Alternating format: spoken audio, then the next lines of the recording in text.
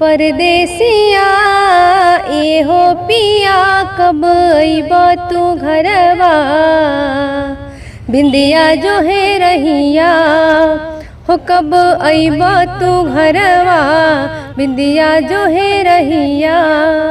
सुना धनिया ए हो रनिया, सुना धनिया ए हो रनिया, कैसे आई हम घरवा बूझ परेशानिया, हो कैसे आई हम घरवा बूझ परेशानिया। सुरहो सिंगार हमार रहमत देखत, तोहर लरही ले रहिया निरेखत।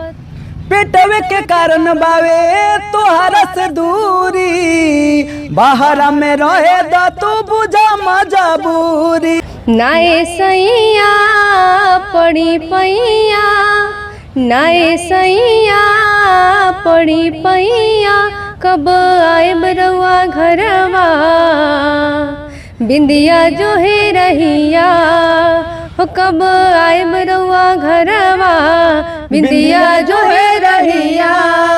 परदेसिया ए हो पिया, परदेसिया ए हो पिया, कब आएब रउआ घरवा, बिंदिया जो है रहिया हो कब आएब रउआ घरवा, बिंदिया जो है रहिया।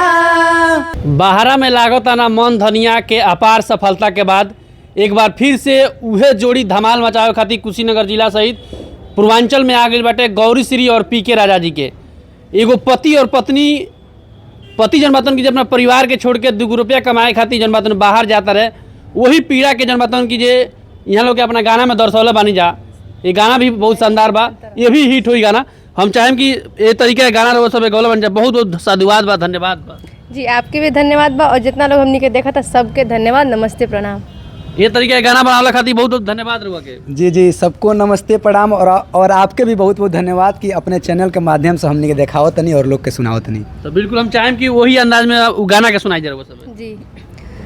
परदेसिया ए हो पिया, परदेसिया ए हो पिया, कब अइब तू घरवा, बिंदिया जो है रहिया हो कब अइब तू घरवा, बिंदिया जो है रहिया।